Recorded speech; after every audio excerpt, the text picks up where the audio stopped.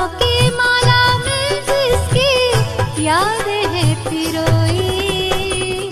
मेरे तो शिव बाबा एक दूसरो ना कोई।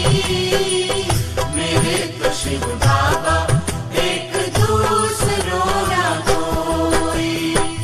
बाबा ही संसार मेरा, दुनिया मेरी वो ही। बाबा ही संसार मेरा, दुनिया मेरी वो ही।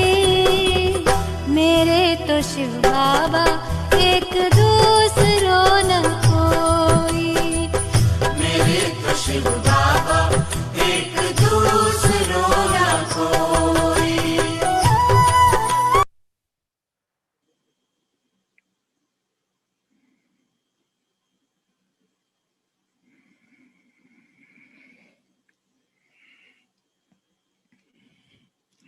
ओम शांति।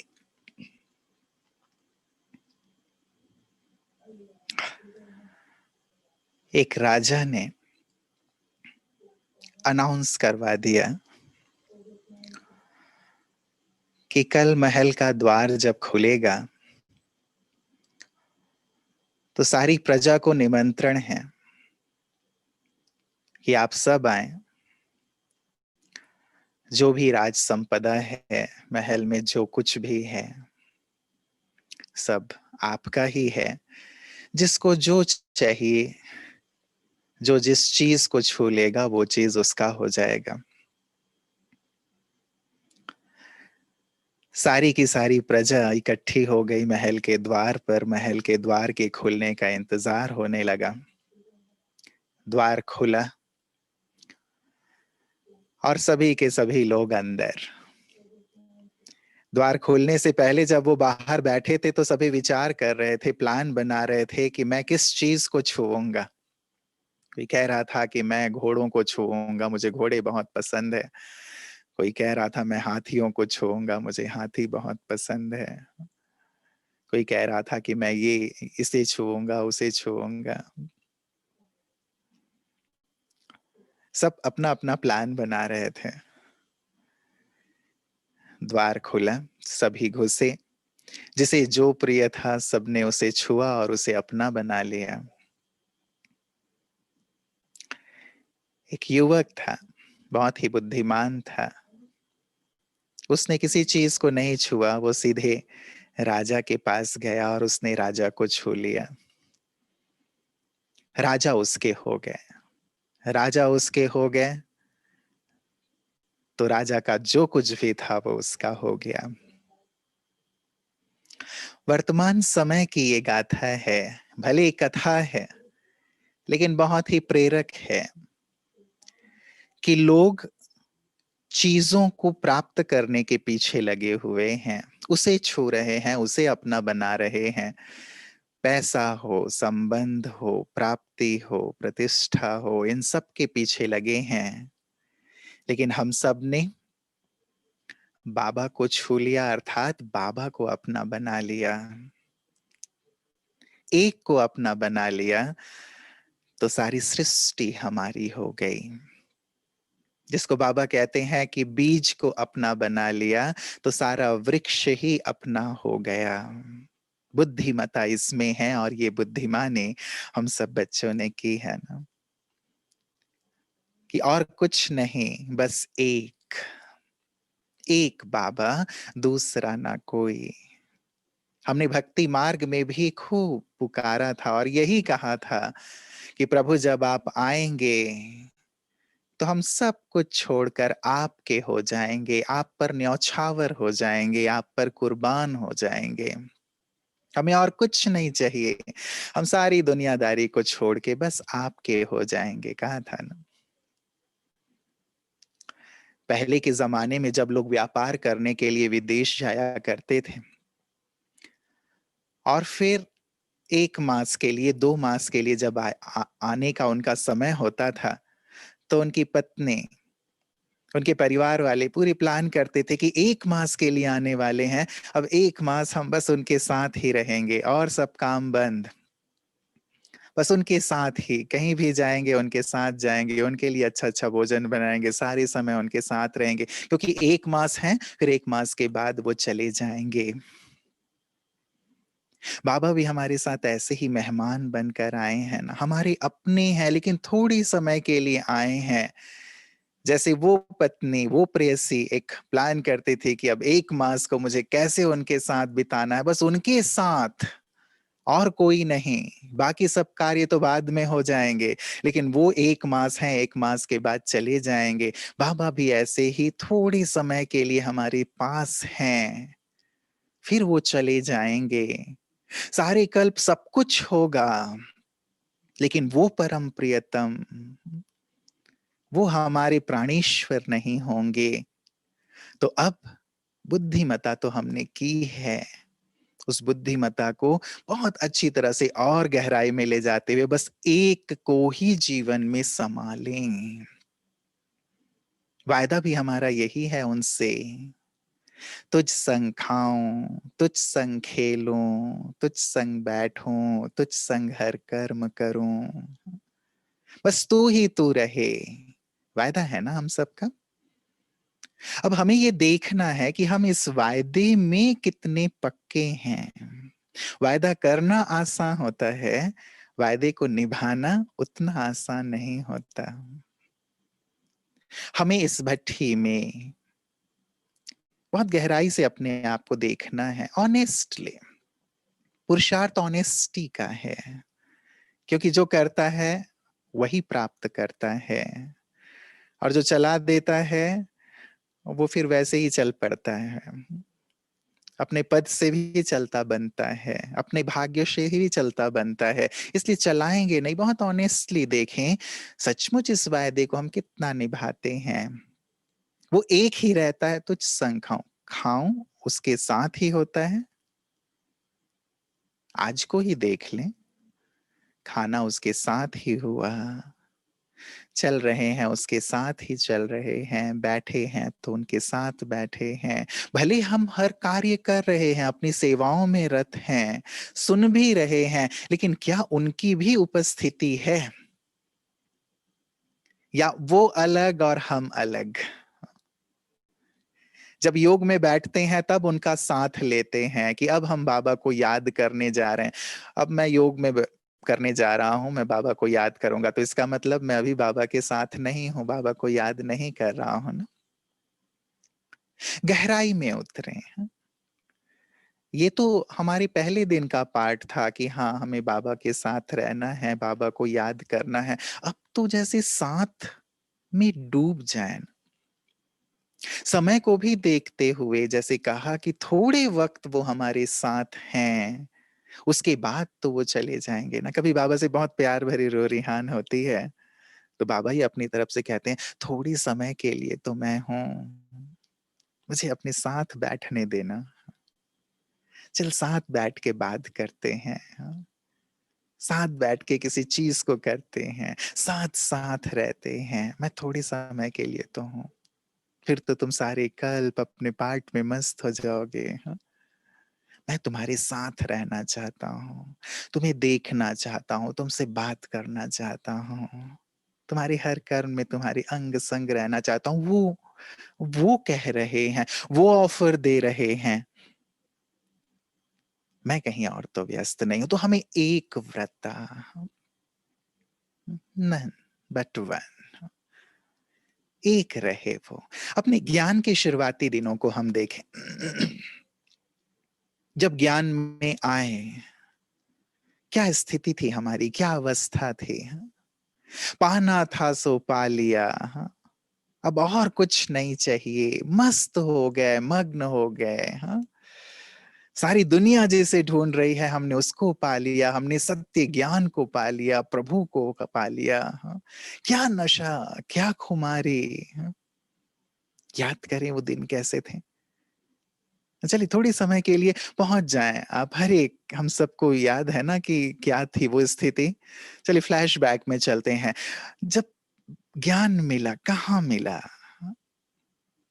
जब पहली बार हम सेंटर पे आए, वो कैसी खुशी थी। बाबा के कमरे में बैठे, वो कैसा आनंद था। जैसे जैसे ज्ञान मिलता चला गया, कैसे हम नशे में बिल्कुल उतरते चले गए कि वाह, अब तक तो हमें कुछ पता ही नहीं था। कितना आनंद है, कितना रस है। हम जैसे खो से गए, दुनिया को भूल से गए, बाहर का खाना पीना छोड़ दिया, टीवी फिल्में छोड़ दी, संगी साथियों को छोड़ दिया, सहज रूप से सब छूटते चले गए। बस भगवान को पा लिया। वो अब जो कहेंगे वो हम करेंगे। नशा, स्थिति, उठते बैठते, पहुंचे जरा देखें उन दिनों को, उठते बैठते चलते फिरते खाते पीते, एकदम जैसे डूबे हुए से हैं। लोग भी कह रहे हैं कि क्या हो गया है इनको। एक अलौकिक नूर दिखाई दे रहा है।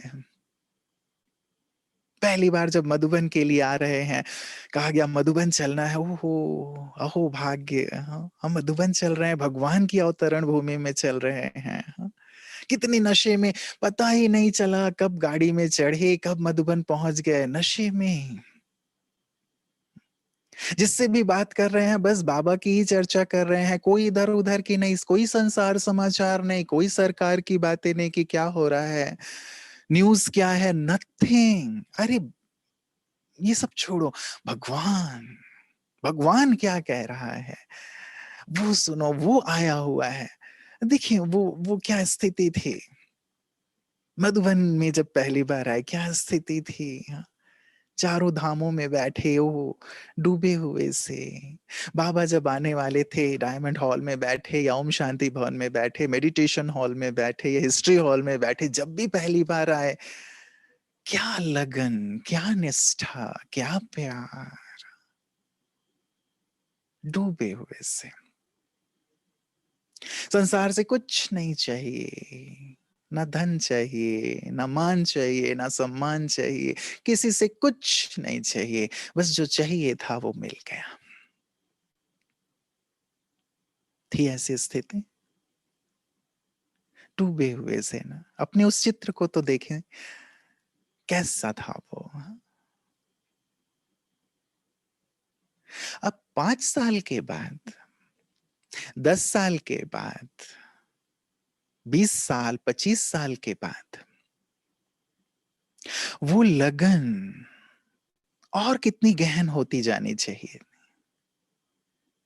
वो प्यार में और कितने डूबे हुए होने चाहिए थे, कितने मस्त होने चाहिए थे।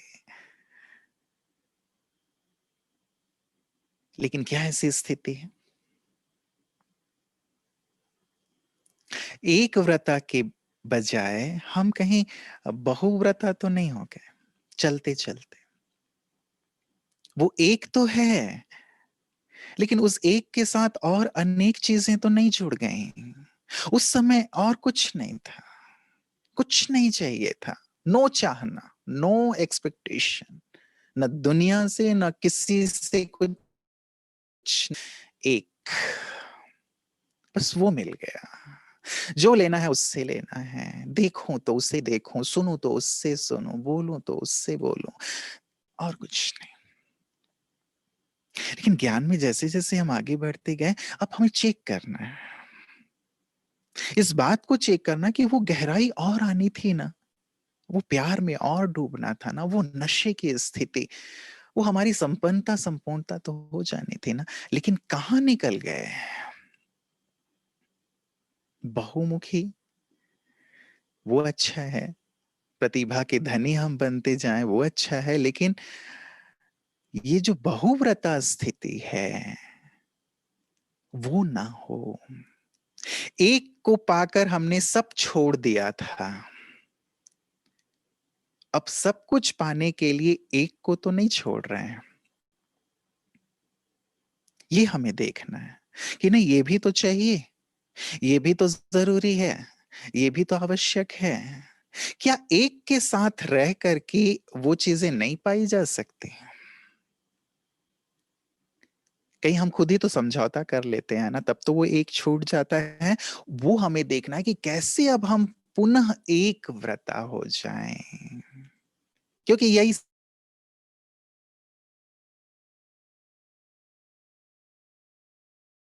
पाठ पढ़ लिया, बस वो तर गया।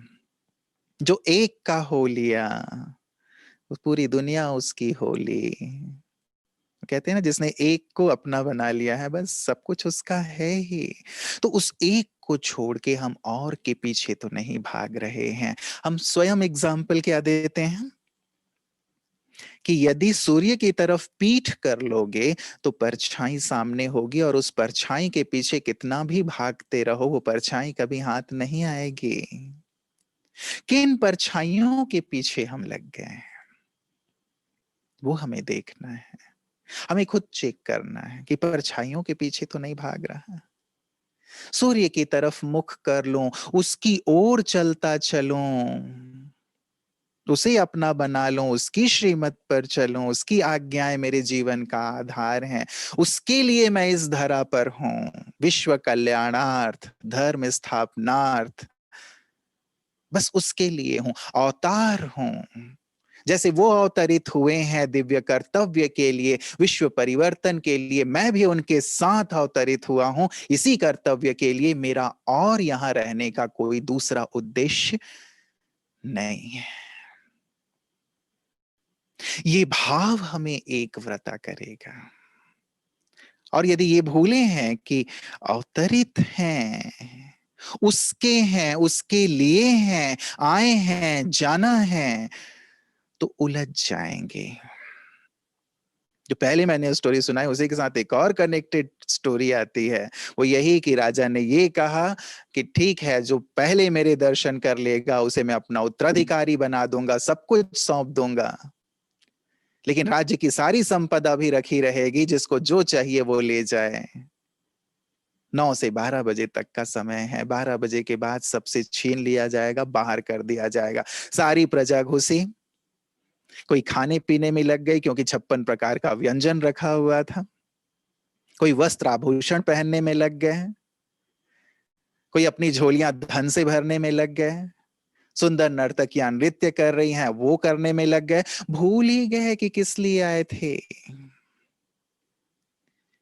ये भूल गए कि राजा के पास जाना था, राजा के दर्शन करने थे, राजा को छूना था, और राजा फिर हमें अपना उत्तराधिकारी बनाने वाले थे। ये भूल ही गए और लग गए। आए थे हरि भजन को, ओटन लगे कपास। हम बाबा के पास क्यों आए थे? क्यों आए थे? प्रश्न पूछना है अपने आप से, अपने आप को दिव्य बनाने, संपूर्ण बनाने, बस भगवान के साथ रहने, वो जो कहे वो करने, समर्पित भाव से आए थे ना, कि प्रभु हमने देख लिया संसार को, बस आप ही हैं जो हमारा कल्याण करने वाले, अब आप जैसा कहेंगे हम वही करेंगे। और आपने ही जो कहा उसके आदेशानुसार हम शरण में आ गए। सर्वधर्मानि परित्यज्य, सब धर्मों को छोड़कर, सब दीवारें छोड़कर आ गए आपके पास। अब आप जो कहेंगे वो करेंगे। और बाबा ने लक्ष्य दिया, बस तुम्हें संपन्न संपूर्ण बनना है, घर चलना है, मेरे समान बनना है। हम वही कर रहे हैं, उस एक के बनकर, इस एक लक्ष्य को लेकर, या अनेक लक्ष्य बन गए। अब फिर से यदि हमें एक व्रता होना है तो एक को ही संसार बनाना होगा। हम गाते हैं, सभी गाते हैं, सुनते भी हैं, बाबा मेरा संसार है, बाबा मेरा संसार है, गाते भी हैं कि आप ही संसार हो और कोई है ही नहीं।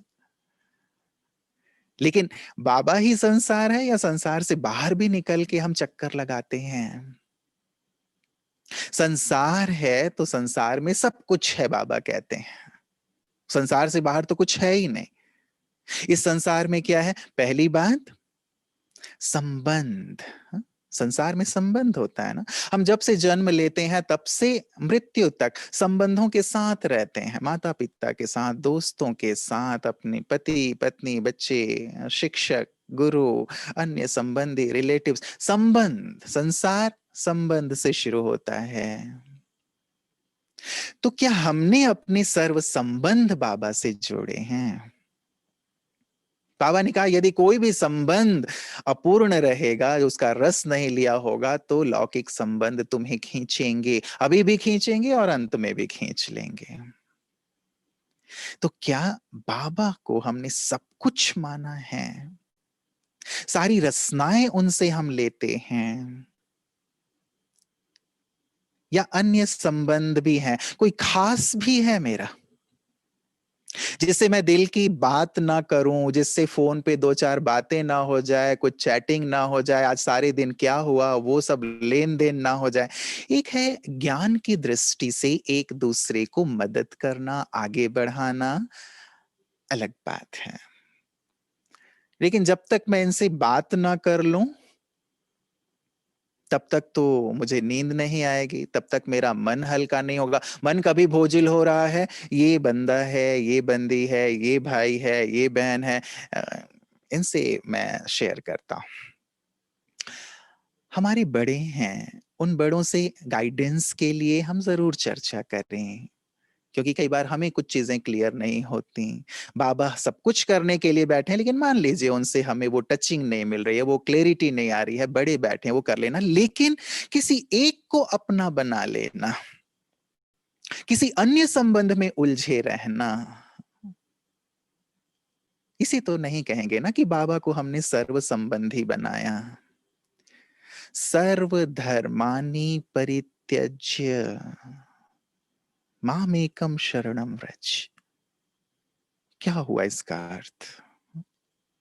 शुरुआत ही यहां से हुई थी कि सभी देह के धर्मों को छोड़कर, तो देह के धर्म का अर्थ कोई हिंदू मुस्लिम धर्म से नहीं था, वो भी एक भाव है, लेकिन ये जो संबंधों में उलझ गए हो, वहां से निकल करके मुझ एक से नाता जोड़ो, क्योंकि यही काम आएंगे ना। वो संबंधी काम आएंगे क्या? संबंध अभी कैसे हो गए हैं, आप खुद ही देख रहे हैं। स्वार्थ पर आधारित संबंध हैं, लेन देन पर आधारित संबंध हैं। हमें उनके साथ रहना है, कमल पुष्प के समान रहना है, उनका कल्याण करना है, हम उनकी सेवा के लिए हैं। ये भाव बाबा ने हमें दिया, इसलिए कहा अवतरित हुए हैं यहां, इस घर में भी, इस सेंटर पे भी, इस स्थान पे मैं अवतार हूं, कल्याण के लिए हूं, उद्धार के लिए हूं, उनके साथ उलझने के लिए नहीं हूं, उनमें फंसने के लिए नहीं हूं, लेकिन उन फंसो हुओं को निकालने के लिए हूं। ये मेरा भाव है, इस भाव से करना है ना। तो मेरी संबंधी तो एक है, क्योंकि वो संबंधी नहीं काम आने वाले हैं ना। जो खुद दलदल में है वो दूसरों को कैसे दलदल से निकालेगा, जो खुद दुखी है वो कैसे सुख देगा। वो सभी दुखी हैं, परेशान है, अशांत है ना। हमें ज्ञान मिला है तो हमें उन्हें निकालना है। और जो ये सोच लेते हैं कि ये काम आने वाले हैं, वो केवल शमशान तक ही साथ देने वाले हैं। यदि आप चिता पर लेटे हुए हैं, एक पल के लिए मान लीजिए कि आपको थोड़ा सा एक पल दिया भगवान ने कि तुमको डर वर तो नहीं लग रहा है, तो आप कहते हैं हाँ डर लग रहा है। अच्छा, किसी संबंधी को तुम साथ ले चलना चाहते हो तो तुम बुला सकते हो, मेरी तरफ से छुट्टी, इजाजत है। अब वो सारे संबंधी भी वो शमशान में रहेंगे ना आपके। एक पल के लिए आपको यदि ना समय मिल जाए और आप उठ जाएं, फिर आप बुला के देखो किसी को। आप अपने पति को बुला के देखो, पत्नी को बुला के देखो कि चलिए हमने तो जीवन भर साथ रहने की कसम खाई थी ना, तो आप मुझे अकेले कैसे छोड़ सकते हैं, आप भी मेरे साथ चलिए। आएंगे वो आपके साथ। हाँ, बच्चे हैं, कोई कितना भी प्यारा रिलेटिव है, वो छुप जाएंगे। जैसे ही आपने ये प्रश्न उछाला, तो वहां से आपको चिता पे छोड़ के सब 9 तो 11 हो जाएंगे कि भाई काहे ये उठ के बैठ गया, ये शांति से क्यों नहीं जा रहा है।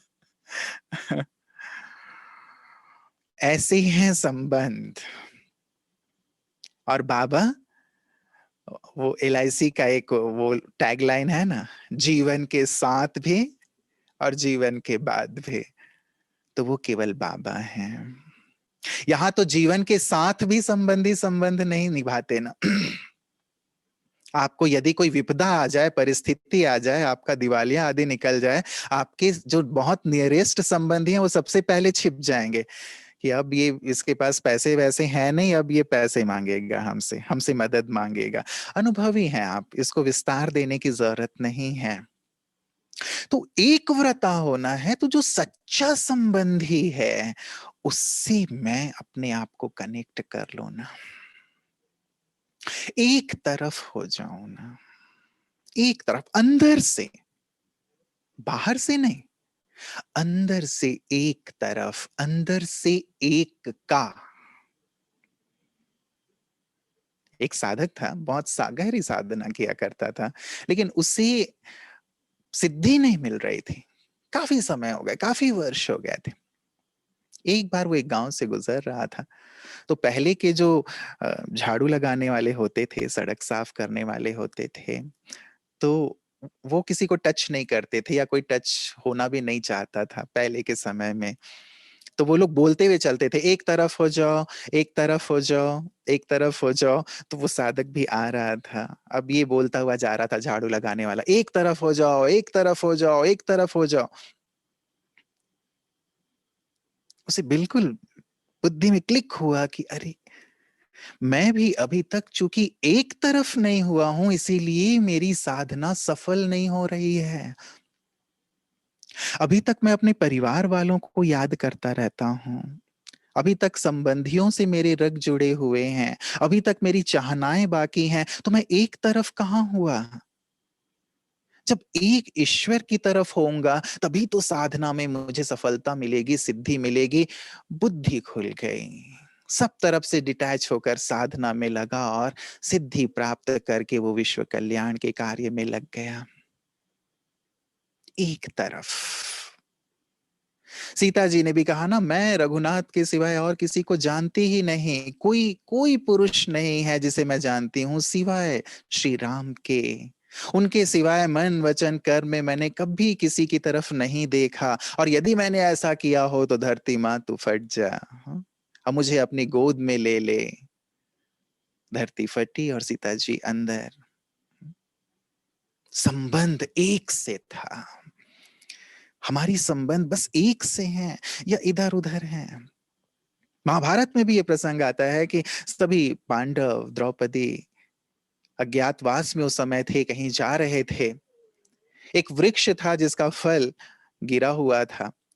वो वृक्ष ऐसा था कि कहा जाता था कि कोई भी पतिव्रता स्त्री जो एक व्रता रही हो, इस फल के वृक्ष को, टूटे हुए फल को भी इस पेड़ पे लगा सकती है, लेकिन वो यदि एक व्रता हो तो, पतिव्रता हो तो, एक के सिवाय जिसका ध्यान और कहीं ना गया हो तो। द्रौपदी ने कहा, मैं तो ऐसी हूं, मैं लगा सकती हूँ। श्री कृष्ण जी भी साथ थे, उन्होंने लगाने की कोशिश की उस वृक्ष में उस फल को, लेकिन वो लगा नहीं। द्रौपदी जी बड़ी आश्चर्यचकित हुई, मैंने तो कभी किसी और के बारे में सोचा नहीं, केवल मेरे पति ही मेरे परमेश्वर हैं, ये मान के मैं चली हूं। उन्होंने श्री कृष्ण से पूछा कि आप इसका राज बताइए। तो उन्होंने बताया कि तुम याद करो, एक बार तुम अपने महल के छत पे खड़ी हुई थी और नीचे से अपने रथ में सवार होकर के कर्ण उजर से गुजर रहे थे। सूर्य पुत्र, उनका तेज ओज बहुत जबरदस्त था, और उनके तेज को देखकर, उनके व्यक्तित्व को देख करके तुम्हारे मन में उनके लिए आकर्षण का भाव पैदा हुआ। वाह, कितना महान योद्धा है, कितना वीर है, कितना तेजस्वी है।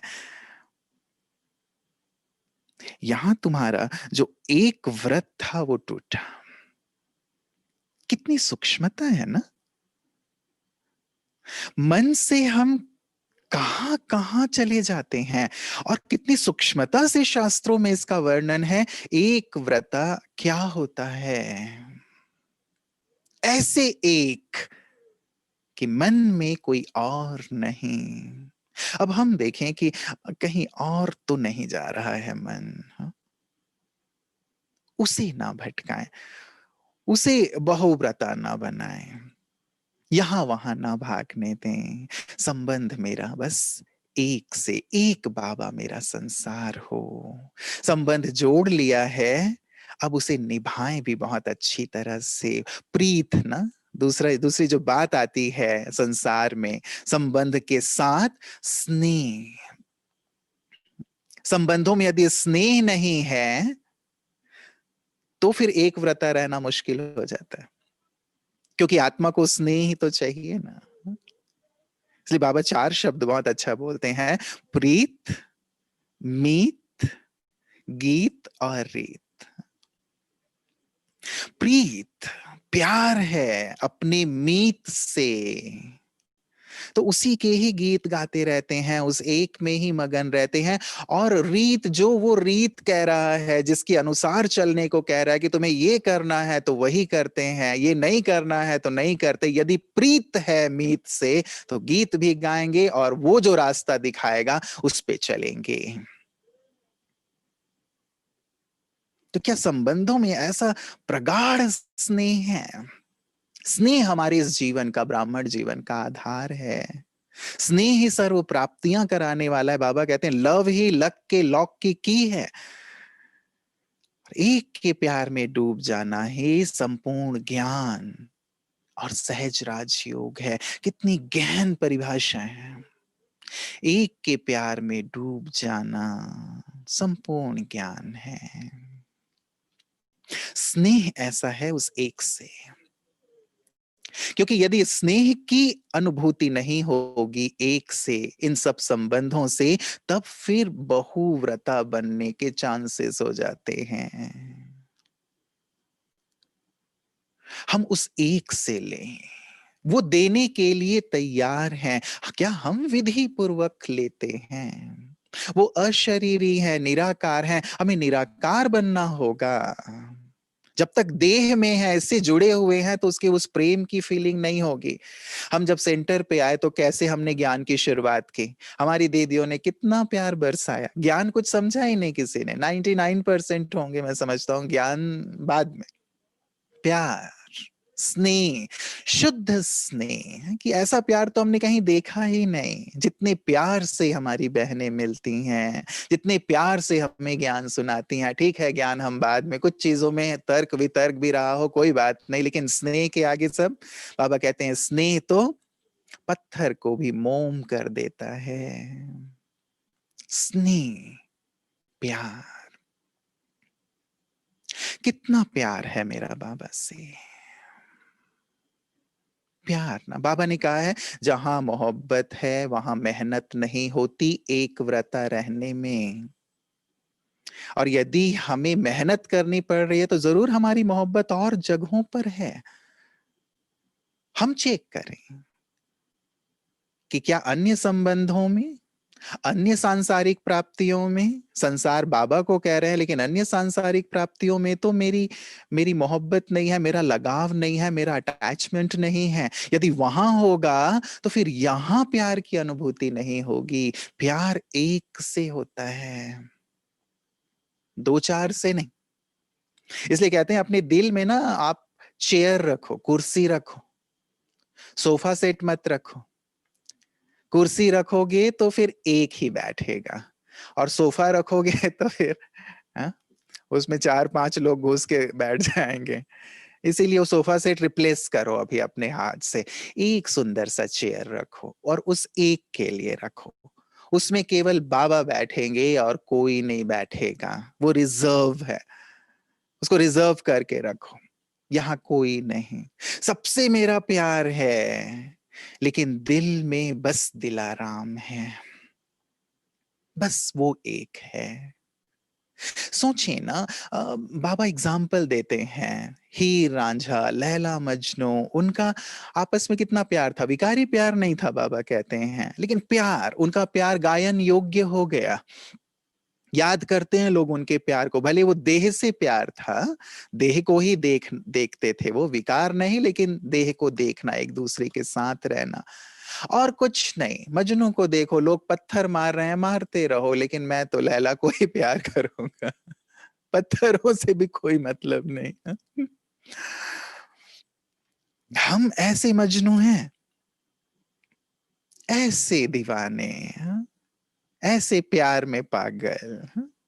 वैसे पागल नहीं जो बाहर वाले होते हैं, ऐसे पागल जो पा लिया जो पाना था, और कुछ नहीं चाहिए, बस तुम।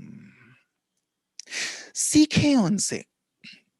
आपने देखा होगा दो प्रेमी प्रेमिकाओं को, वो लोग एक दूसरे के साथ समय स्पेयर करना पसंद करते हैं ना।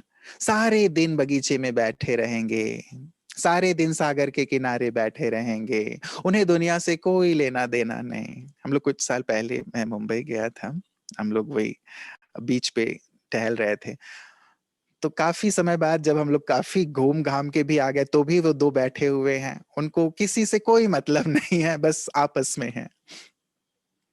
बगीचे में देखो बैठे हुए हैं सुबह से शाम तक। हाँ? क्या बात कर रहे हैं पता नहीं। अब क्या बातें होंगी, सिंपल सी बातें होंगी जो बातें सारे दिन की होती हैं, लेकिन एक दूसरे के साथ रहना, एक दूसरे को देखना, एक दूसरे से शेयर करना अच्छा लगता है। सारे दिन वो साथ रह सकते हैं। हम सोचें, हम अपने परम प्रियतम के साथ सारे दिन नहीं रह सकते? वो प्रेमी प्रेमिका एक दूसरे के साथ रह सकते हैं, पत्थर खा सकते हैं। हम अपने प्रियतम के लिए, प्रभु के लिए ऐसा नहीं कर सकते, उसके साथ नहीं रह सकते। तब तो जरूर कहीं और प्यार बटा हुआ है ना, जहां मेरा ध्यान जा रहा है। हाथ काट दे, दिल करतार दे, बाबा ने कहा है। कर्म करने के लिए मना नहीं किया गया है, करो, सब कुछ करो, सेवा करो, व्यापार करो, जॉब करो, स्टडी करो, घर की संभाल करो, एवरीथिंग। लेकिन हाथ काट दे, दिल तो करतार दे रहे, वो समाया रहे, उसकी स्मृति में खोए खोए क्या हम नहीं कर सकते? गोप गोपिकाओं का गायन हमारा ही तो है ना। खोए हुए हैं, भोजन बना रहे हैं खोए खोए, पानी भर रहे हैं खोए खोए, डूबे डूबे। प्यार है, ऐसा प्यार, डीप प्यार मेरा है। वो मुझे सब कुछ दे रहे हैं, क्या मैं भी अपना सर्वस्व उन्हें अर्पित कर रहा हूं? भगवान अपना सारा प्यार, बाबा वैसे ये कहते हैं कि प्यार में सब पास हैं, लेकिन क्या सचमुच संपूर्ण पास हैं? हम अपने आप से पूछें, बाबा तो सर्टिफिकेट देते हैं, मेरा प्यार संपूर्ण रूप से है उससे। हाँ? ये देखना है, वो मेरे लिए सब कुछ कर रहे हैं। जैसे कहते हैं ना कि मजनू को लोगों ने पत्थर मार के भगा दिया था, एक पहाड़ पे रहता था बेचारा। अब रोज लैला उसके लिए दूध भेज दिया करती थी कि भाई बेचारा वहां भूखा प्यासा मर जाएगा, दूध दे के आओ। एक संदेशवाहक रोज दूध देने जाता था। अब वो रोज दूध पी के कटोरा वापस आ जाता था। 1 मास हो गया, कोई समाचार ही मजनू का नहीं आ रहा था। तो लैला ने कहा जो संदेशवाहक था कि ऐसा करना कि ये जो कटोरा जिसमें मैं रोज दूध भर के भेजती हूँ, आज मजनू से कहना कि इसमें वो अपना खून भर के भेज। संदेशवाहक गया, मजनू जी दूध गटक गए, कटोरा वापस किया, तो उसने कहा भाई ऐसा है, आज लैला ने तुम्हारा खून मंगाया है इसी कटोरे में जिसमें रोज दूध भेजती है। तो उसने कहा भाई ऐसा है, मैं दूध पीने वाला मजनू, वो खून देने वाला मजनू दूसरी पहाड़ पे वो दूसरी पहाड़ पे रहता है। मतलब वो नकली मजनू रोज दूध पी जाता था, वो बेचारा असली मजनू तक वो दूध पहुंचता ही नहीं था।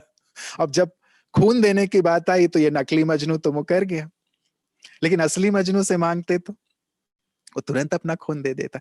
हम कौन से मजनू हैं?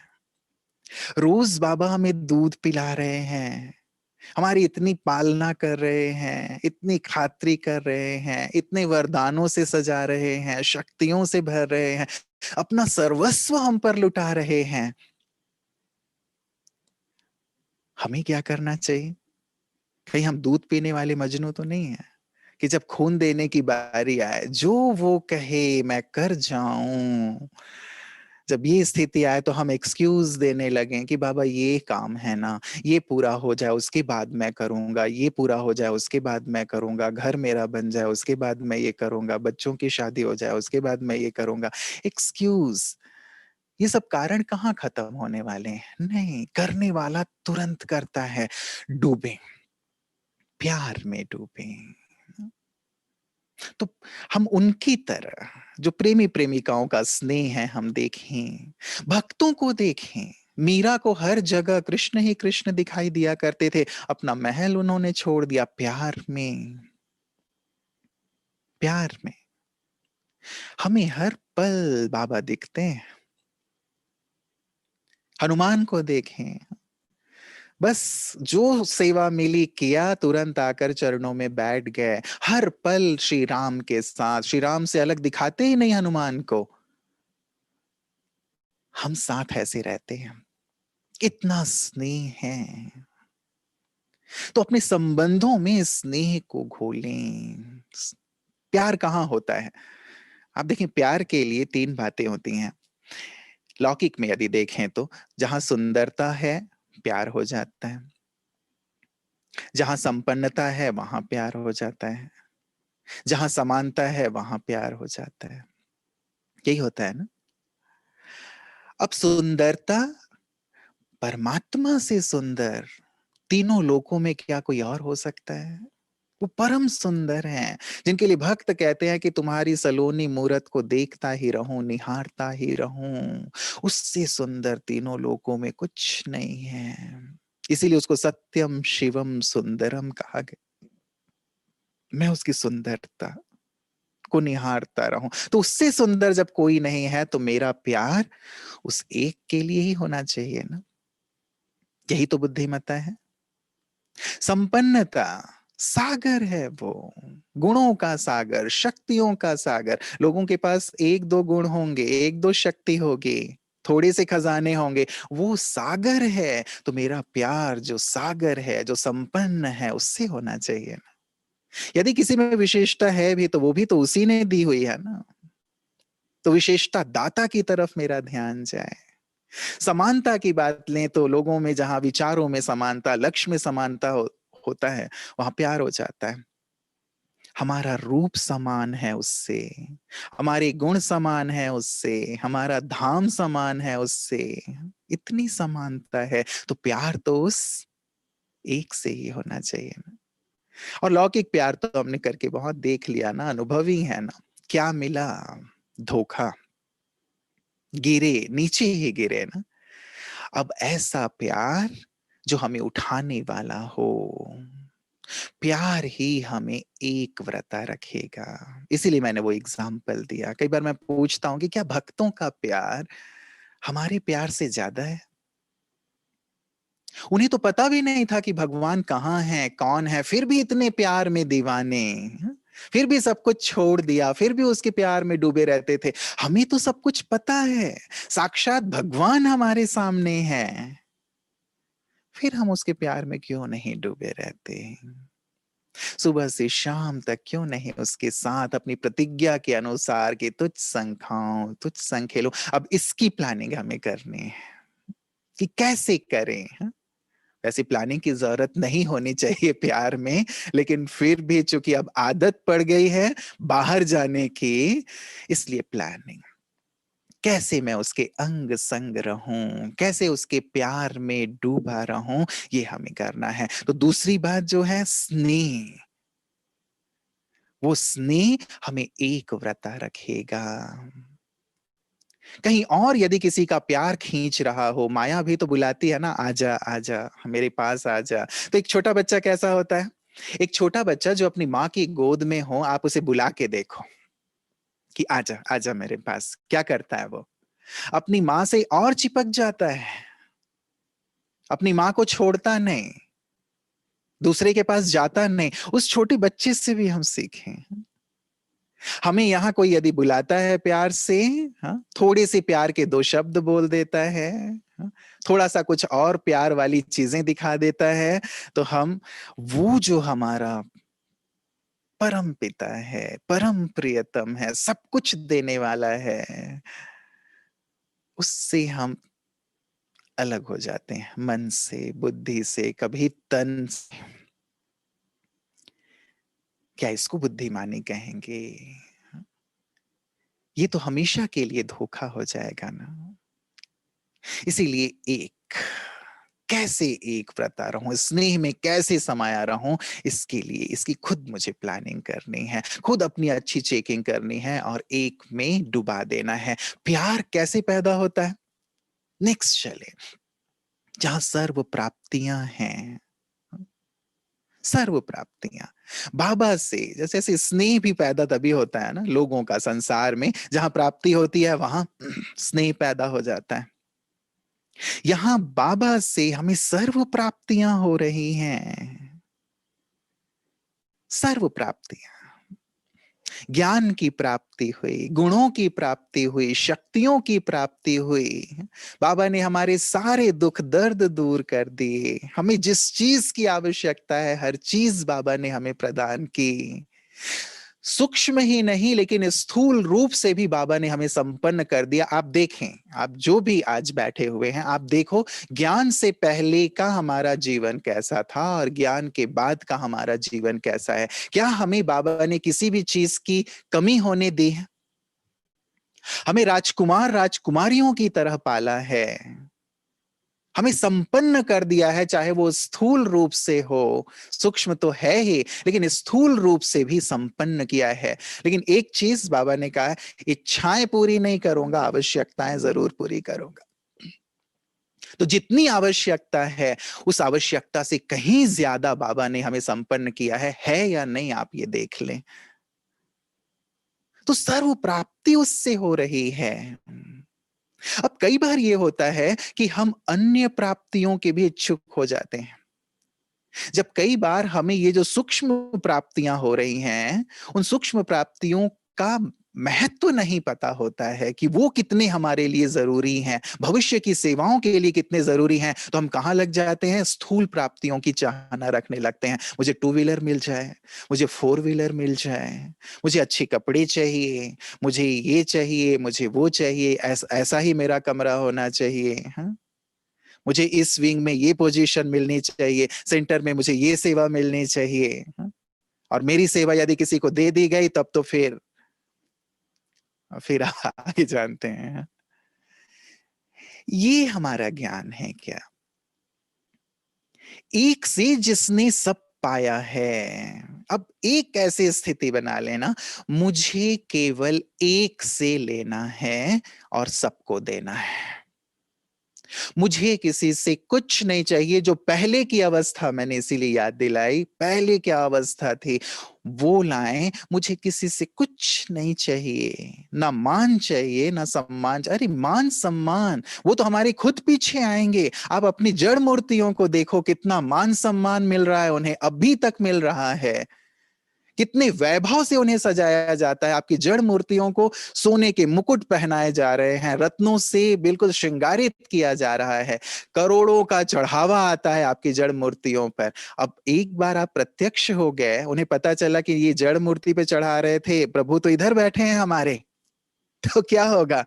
वो अपनी सारी धन दौलत जायदाद सब लेकर के आकर के आपके दरवाजे पे रख देंगे। होना है, होना है।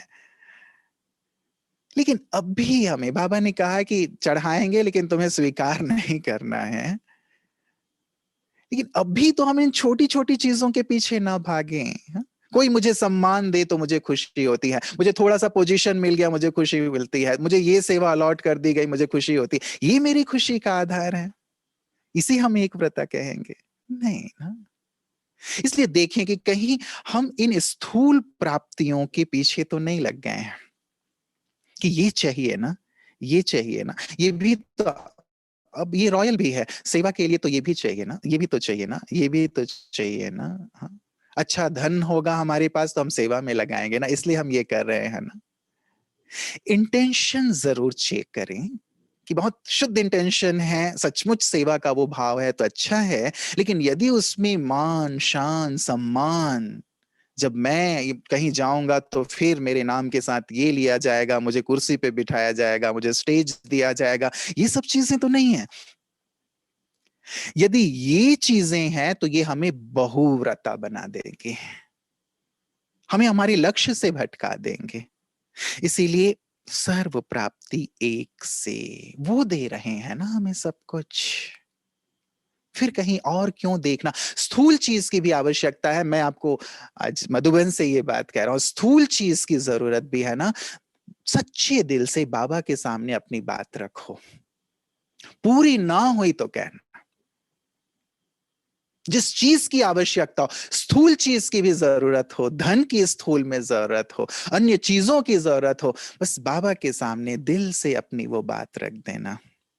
आप देखो वो चीज पहुंचती है या नहीं पहुंचती है। अरे विश्व का मालिक, तीनों लोकों का मालिक हमारा बाप है। और यदि वो थोड़ी देर के लिए नहीं भी देता, तो चौथी बात है जो संपूर्ण निश्चय की बात, हमारे निश्चय की थोड़ी परीक्षा लेता है कि थोड़ा देखो तो सही कि कितना निश्चय है मुझ पर। या ऐसा है कि नहीं, ये तो देने वाले नहीं भैया, वो तो निराकार है, ऊपर बैठा हुआ है, नीचे की व्यवस्था तो हमें ही करनी पड़ेगी। करें, प्रयास करें, लेकिन पूरे निश्चय के साथ पुरुषार्थ करें। ये चीजें ऐसी नहीं कि हम बैठ गए बाबा ही सब चीजें लाके देंगे, ऐसी भी बात मैं नहीं कह रहा हूं। पुरुषार्थ हमें करना है, सब कुछ हमें करना है, लेकिन संपूर्ण निश्चय के साथ, प्यार के साथ।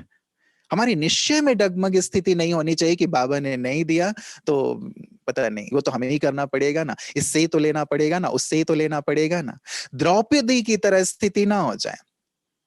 जब चीर हरण हो रहा है तो मेरे पतियों मेरी रक्षा करो। हाँ, भीष्म पितामह जी, कृपाचार्य जी, द्रोणाचार्य जी, धृतराष्ट्र जी, क्या कर रहे हैं आप सब, मेरी रक्षा क्यों नहीं कर रहे हैं? सबकी तरफ नजर जा रही है, मदद कौन करेगा? निश्चय ही नहीं ना।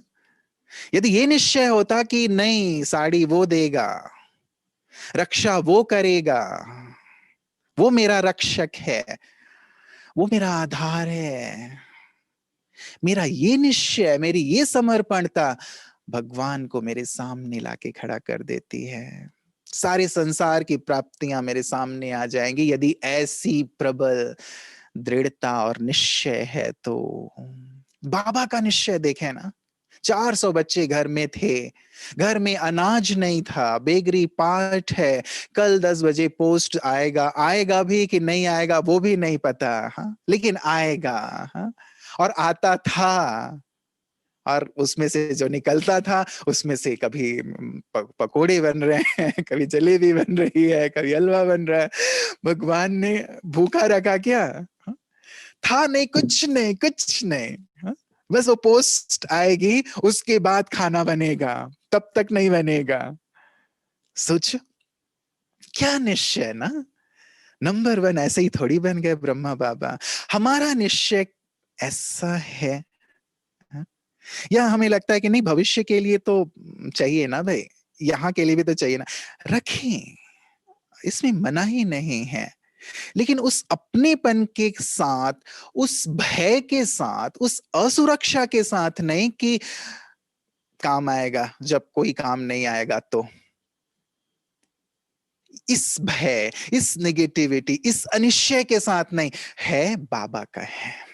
रखें, भविष्य के लिए भी रखें, वर्तमान के लिए रखें, अच्छे से जीवन जिए, अच्छे से खाएं पिए, अच्छे से पहने। बाबा कहते हैं कि तुम मेरे रॉयल बच्चे हो। अच्छे से क्या मतलब ऐसा भी नहीं कि बहुत अच्छा कि मैं जो मर्सिडीज में घूमना है, बीच की स्थिति बाबा कहते हैं ना। जो कहा ना कि आवश्यकता बाबा पूरी करते हैं, इच्छा नहीं। बीच वनवाह में हम हैं, बिल्कुल गरीब की स्थिति भी नहीं कि फटे पुराने कपड़े पहने हुए हैं, और बिल्कुल हाई फाई वाली स्थिति भी नहीं कि मुझे तो कोहनूर का हीरा ही चाहिए, वो भी नहीं। जैसे मास्क भी ना, कई लोग सोने का मास्क पहन पहन लेते हैं कि नहीं मैं तो सोने का मास्क पहनूंगा, तो ऐसी भी चीज नहीं। बीच की स्थिति, निश्चय, मेरा निश्चय कितना पक्का है। बाबा ने कहा जो निश्चय में पक्के हैं, बाबा उनका जवाबदार है। बाबा उन्हें निश्चिंत रखेगा, बाबा उन्हें सुरक्षित रखेगा। और इतना निश्चिंत तो बाबा ने कर दिया है कि दाल रोटी तुमको अंत तक मिलती रहेगी, फिर किस बात की चिंता? दाल रोटी के लिए तो बस वही तो चाहिए ना पेट को, और क्या चाहिए? संपूर्ण निश्चय। निश्चय में पक्के। सबरी को कितना निश्चय था ना, राम आएंगे आएंगे आएंगे। उसके निश्चय की जीत हुई ना, राम आए ना।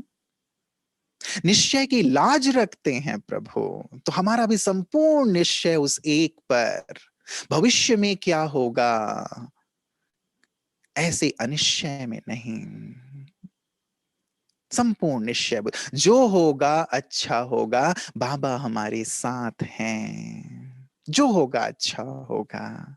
हमारा वर्तमान भी सुंदर है, भविष्य भी सुंदर है। मेरा ही नहीं लेकिन मेरे परिवार का भी। बाबा ने कहा है जो बाबा के बच्चे हैं, उनके साथ जो जुड़ी हुई आत्माएं हैं, उनका भी ध्यान बाबा रखते हैं। वो भी सुरक्षित हैं, उनके लिए भी निश्चिंत। और इस भाव से रहे ना कि ये बाबा के हैं, ये परिवार बाबा का है, ये व्यापार बाबा का है, जो कुछ भी है सब बाबा का है। आप निश्चिंत।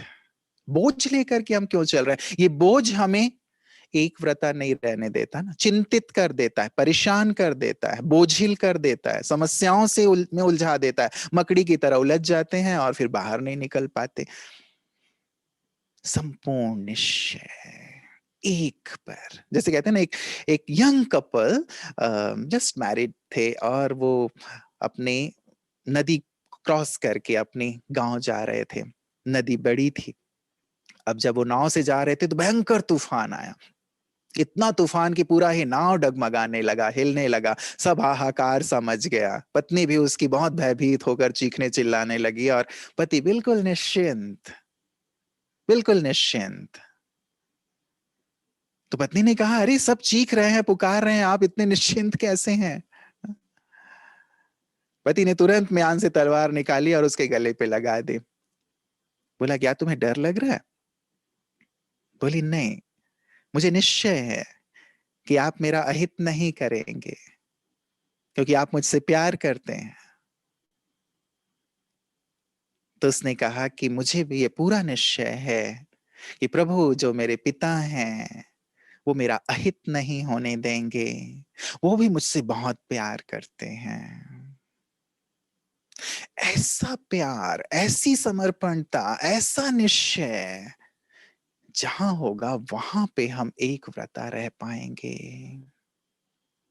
ऐसी ऐसी निश्चय के साथ हम आगे बढ़ें और एकांत लें। केवल एक व्रता नहीं, एक का पाठ पक्का करना, तो एकांत भी लें। एकांत का अर्थ ही बाबा ने हमें समझाया है, एक के अंत में खो जाना। एकांत स्थूल रूप से भी लें, स्थूल एकांत भी लें। अंदर से तो एक के अंत में हम रहें ही, लेकिन स्थूल एकांत की जरूरत इसलिए ताकि हम अपने आप को देख सकें कि क्या मैं वही कर रहा हूं जो मुझे करना चाहिए, या फिर मैं उस राजा की प्रजा की तरह खाने में, पीने में, पहनने में, ओढ़ने में, घूमने में, फिरने में, आभूषणों को धारण करने में लग गया हूं। उलझ तो नहीं गया हूं, उलझ तो नहीं गया हूं।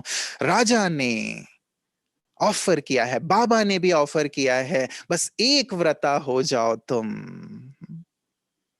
तो मैं तुम्हें सब कुछ प्रदान कर दूंगा। एक व्रता, मैं वैसा एक व्रता हूं। तो एकांत की जरूरत इसलिए ताकि मैं आत्मा लाभ कर सकूं, आत्मनिरीक्षण कर सकूं, आत्म चेकिंग कर सकूं कि मैं ठीक ट्रैक पे चल रहा हूं, कहीं उलझा तो नहीं हूं, कौन सी चीजें मेरे लिए अहितकर हैं, कौन सी चीजें हितकर हैं, क्या श्रीमत है। क्योंकि एक व्रता अर्थात एक की मत पर चलने वाला, यही तो प्यार है ना। प्यार में आप देखें, प्रेमी जो कहता है प्रेमिका वही पहनती है, प्रेमिका जो कहती है प्रेमी वही पहनता है। वो जैसी हेयर स्टाइल कहती है वो वैसा हेयर स्टाइल करवा लेता है। एक मेरा दोस्त था, उसने अजीब सा हेयर स्टाइल करवा लिया था। तो मैंने कहा, अरे तेरे बालों को क्या हो गया, ऐसा लग रहा है चूहों ने कुतर लिया है। तो बोला, चूहों ने नहीं कुतरा है, ये नया नया स्टाइल है। इस ढंग से आजकल कटवाते हैं। और बाद में पता चला कि वो जिससे प्यार करता है उसने कहा था कि तुमको ऐसे हेयर स्टाइल करवाने हैं।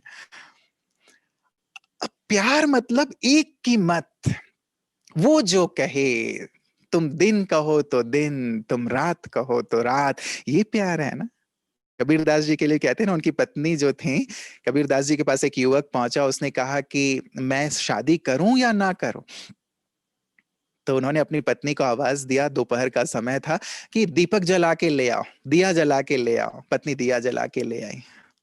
दिन का समय दिया, ने कहा देखो यदि पत्नी ऐसी हो तो जरूर विवाह करो। कहने का भाव मतलब जो आज्ञाकारी है, ये तो केवल एक दृष्टांत हो सकता है, लेकिन प्यार में एक समर्पणता होती है। उन्होंने जो कहा उसका पालन। तो एकांत में देखें क्या हम वही करते हैं जो वो कह रहे हैं।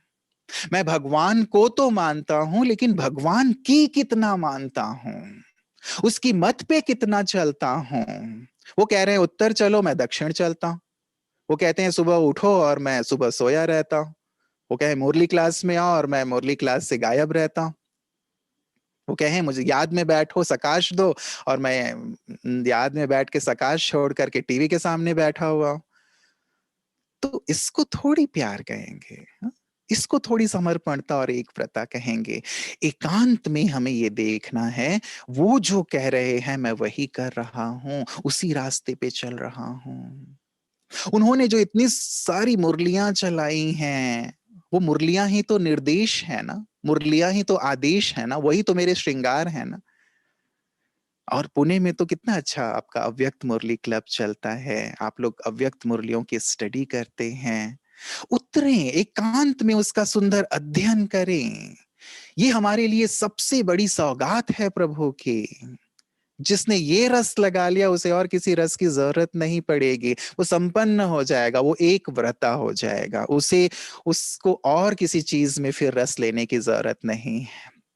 जिसने एक से रस ले लिया उसे इंद्रियों का रस विष के समान प्रतीत होने लगता है, विष के समान। और बाबा ने कहा इंद्रियों का रस विष तुल्य है, मन मना भव हो जाना ही सबसे बड़ा मनोरंजन है। तो एकांत में ऐसे सुंदर जो ग्रुप्स बने हैं उनके साथ आप अव्यक्त मुरलियों की अच्छी स्टडी कीजिए, ग्रुप्स को ज्वाइन कीजिए, वो उन्नति के लिए बने हुए हैं। प्रभु प्रसाद है, एक दूसरे को हम बांटते हैं, ज्ञान रत्न है, एक दूसरे के साथ खेलते हैं। और यही तो ज्ञान रत्नों से खेलते खेलते हम सतयुग में एक दूसरे के साथ फिर सुंदर वहां की जो सुंदर चीजें होंगी उनके साथ खेलेंगे। तो अभी एकांत में हमें ये करना है, एक के अंत में, एक के साथ एकांत में ये भी देखना है मैं कितना उस सत्य पिता के संग रहता हूं, कितनी मेरी बुद्धि यहां वहां जाती है, चेकिंग करेंगे। और जितना एकांत में रहेंगे ना, जितना एक मत पर चलते रहेंगे, उतने एकाग्र होते जाएंगे। एकाग्र, बाबा ने कहा है नंबर 1 में यदि आना है तो अपने मन बुद्धि को एकाग्र कर लो। और एकाग्र वही होगा जो एक व्रता होगा, बहुव्रता कभी एकाग्र नहीं हो सकता। यदि योग में आप एकाग्र नहीं हो पाते तो सचमुच बहुत सूक्ष्मता से देखने की जरूरत है, एकांत में बैठकर देखने की जरूरत है कि मैं एक व्रता हूं। जब एक ही सब कुछ है, एक ही संसार है, तो फिर एकाग्र क्यों नहीं हो रहे हैं? जरूर बुद्धि मन कहीं और है, कहीं और अटके चटके हैं, कुछ और चाहना है, ये चाहिए वो चाहिए। निकालें, समेटें, जो लेना है एक से लेना है। अब बाकी सब चीजें तो यहीं धरी की धरी रह जाएंगी, क्या जाएगा हमारे साथ? 2 रोटी चाहिए, उससे ज्यादा बहुत विस्तार नहीं। इसीलिए एकाग्रता, एक व्रता से, एकांत से हम एकाग्र करते चलें अपने आप को। बाबा ने कहा एकाग्रता चमत्कार करने वाली है। एकाग्रता से तुम दूर बैठे आत्माओं की आवाज सुन सकेंगे, उनकी मनोकामनाएं पूर्ण कर सकेंगे, जो चाहे उनको वो दे सकेंगे। हमारी योग की ये सर्वोच्च अवस्था है, सर्व सिद्धियां प्राप्त होती हैं इस एकाग्र स्थिति से। तो भविष्य की सेवाओं के लिए भी ये हमारे लिए बहुत बहुत आवश्यक हो जाएगा। और देखें ना कैसे एकाग्र, मम्मा को देखें, बाबा को देखें, उनके फोटो को, कैसे एकाग्र हैं। शंकर जी को देखें जब वो तपस्या में बैठे हैं, कैसे एकाग्र हैं, तल्लीन हैं। यहां मेरी एकाग्रता वैसी, किसी ने एक शब्द कुछ कहा, मेरा ध्यान तुरंत वहां चला गया। भक्ति मार्ग जैसी आदत कि मैं यहाँ अपने चप्पल गेट पे छोड़ के आया हूँ, अंदर मैं कीर्तन कर रहा हूँ और देख रहा हूँ कि मेरा चप्पल सुरक्षित है या नहीं है। इधर राम राम 2 बार कहा और उधर फिर से चप्पल को देखा, फिर इधर देखा, फिर अरे प्रभु वो चप्पल छोड़ो, इधर प्रभु पे तो ध्यान ध्यान दो। तो ऐसे मेरा ध्यान उस एक पे, ताकि बहुत गहराई से, वो कहते हैं ना, एक एक संत ने एकाग्रता की महत्ता ये बताते हैं कि एक संत एक गांव में पहुंचे, बारिश नहीं हुई थी। उन्होंने गांव वालों को कहा कि फलानी जगह पे आप यदि खोदेंगे तो पानी मिल जाएगा। गांव वाले वहां गए, उन्होंने खोदा, पानी नहीं निकला। दूसरी जगह खोदा, तीसरी जगह खोदा, चौथी जगह खोदा, 8-10 जगह खोद लिए, पानी नहीं मिला। वापस आए, बोले आपने कहा था वहां पानी मिलेगा। उन्होंने पूछा क्या किया? बोले ऐसा ऐसा किया। बोले अरे बुद्धिमानो, इतना जो 4-8-10 जगह गड्ढा किया, उससे अच्छा यदि एक ही जगह गड्ढा किया होता तो पानी ना निकल गया होता। हम भी यहाँ वहां इधर उधर गड्ढा करने की बजाय, यहाँ वहां घूमने की बजाय एक में तल्लीन हो जाएं, पानी मिलेगा, रत्न मिलेंगे। सारे कल्प के लिए हम समृद्ध हो जाएंगे, संपन्न हो जाएंगे, गुणवान बन जाएंगे, बुद्धिमान बन जाएंगे, चरित्रवान बन जाएंगे। हम जैसा कोई शक्तिशाली नहीं होगा। आधे कल्प तक बाबा कहते हैं तुम्हारी और कोई आंख उठा के नहीं देख पाएगा। ऐसी शक्ति, ऐसी स्थिति तुम्हारी मैं बना देता हूं। लेकिन एकाग्र तो हूं। कैसी है हमारी एकाग्रता? अपनी एकाग्रता को हमें बढ़ाते चलना है, एक व्रता होकर के। ठीक है ना? चलें थोड़ी देर हम सब एक व्रता होकर के, नन बट वन, बस एक। सामने वो हैं और सामने से मुझे ऑफर कर रहे हैं ना कि मेरे बच्चे मैं तुम्हारे लिए आया हूं। मैं तो इंतजार करता हूं कि कब तुम मेरे पास आओगे। मैं तो पूरी तरह तुम्हारे लिए खाली हूं।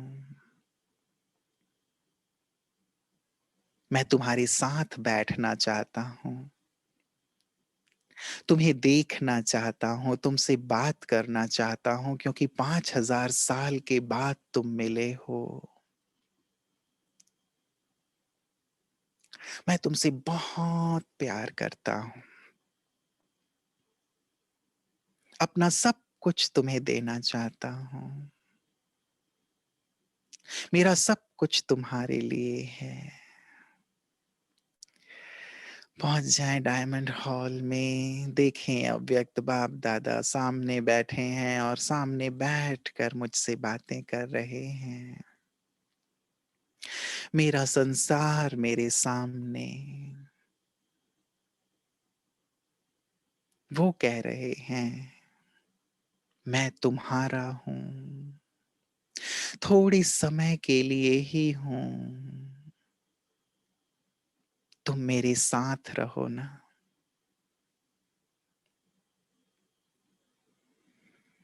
फिर तो मैं चला जाऊंगा और तुम इस खेल में सतयुग से कलयुग तक फिर से व्यस्त हो जाओगे। ये संबंधी तो सारे कल्प तुम्हारे साथ रहेंगे। ये वस्तुएं हमेशा तुम्हारे साथ रहेंगी। ये वैभव, सारी दुनिया का वैभव तुम्हारे पास रहेगा। तुम्हारे पास पद होगा, प्रतिष्ठा होगी, पैसे होंगे बच्चे, लेकिन मैं नहीं रहूंगा।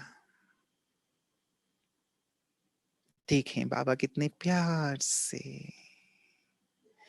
मेरी ओर देखते हुए मुझसे रूह रिहान कर रहे हैं।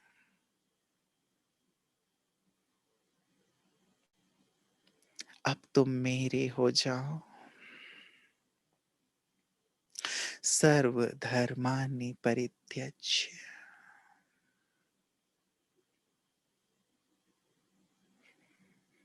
एक व्रता हो जाओ।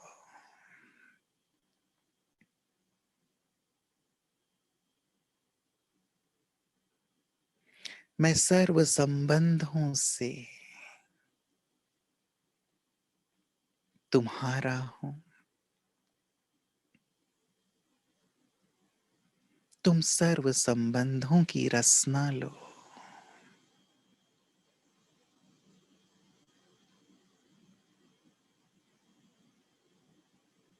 कभी आकारी लोक में, कभी निराकारी लोक में, और कभी ऐसे ही साकारी लोक में जो तुम्हारी सुंदर स्मृतियां हैं ना। लेकिन निरंतर मेरे साथ रहो। तुम साथ रहोगे तभी तो मैं श्रृंगार कर पाऊंगा। तुम साथ रहोगे तभी तो मैं तराश पाऊंगा। तुम साथ रहोगे तभी तो मैं तुम्हें संपन्न बना पाऊंगा, संपूर्ण बना पाऊंगा, समान बना पाऊंगा।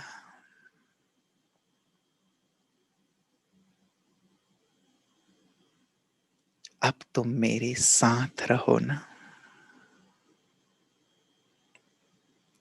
मुझे अपने साथ रहने दो ना। बाबा तुम्हारे साथ रहना चाहते हैं। तुम्हें इतना संपन्न कर देना चाहते हैं कि सारे कल्प तुम्हें किसी से कुछ मांगना ना पड़े। तुम्हें इतना गुणवान बना देना चाहते हैं जो सारे कल्प तुम गुणदान करते रहो। बाबा तुम्हें इतना चरित्रवान बना देना चाहते हैं कि तुम्हारे चरित्र का गायन हो। मैं तुम्हें इतना शक्तिशाली बना देना चाहता हूं कि कोई तुम्हारी ओर आंख उठाकर ना देख सके।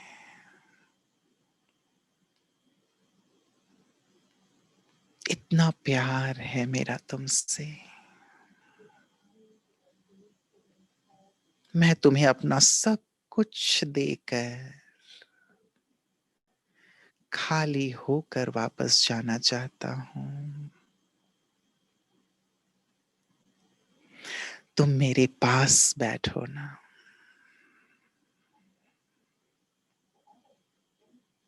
मुझसे सब कुछ ले लो ना। एक व्रता हो जाओ ना। बहुत भटक लिए ना। दुनिया देख लेना। क्या मिला? चारों तरफ से धोखा। तुम खाली हो गए। अब फिर से उस ओर ना देखो। मैं बस थोड़ी समय के लिए तुम्हारे साथ हूं। थोड़ी समय के लिए। इस थोड़ी समय में तुम एक एक पल, एक एक सेकंड, एक एक श्वास मेरे साथ बिताओ।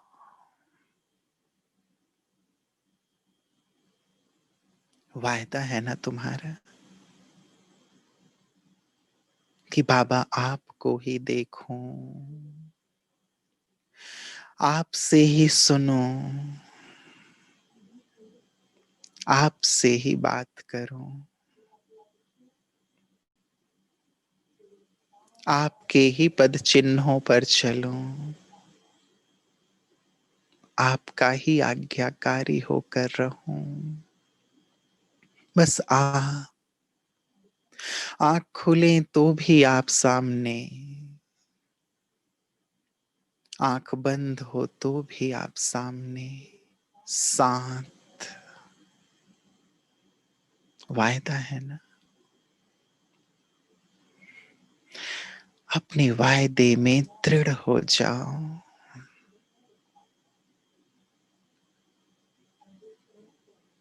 मैं बाबा को अब पलक देख रहा, उनके प्यार में समा रहा हूं। ओ बाबा,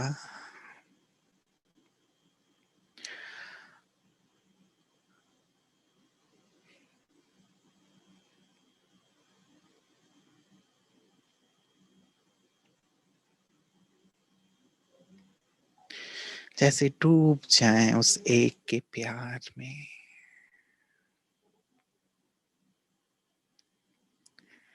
बस मैं और मेरा बाबा संकल्प ले लें, बस मैं एक व्रता होकर रहूंगा, आपके प्यार में समाया रहूंगा।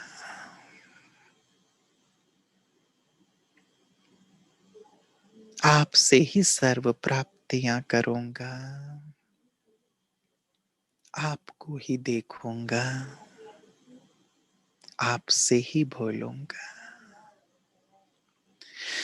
चलें समा जाएं प्यारे बाबा की गोद में, डायमंड हॉल में, अव्यक्त बाबा के सम्मुख, बाबा की गोद में, बाबा से दृष्टि लेते हुए। एक बाबा, नन बट वन।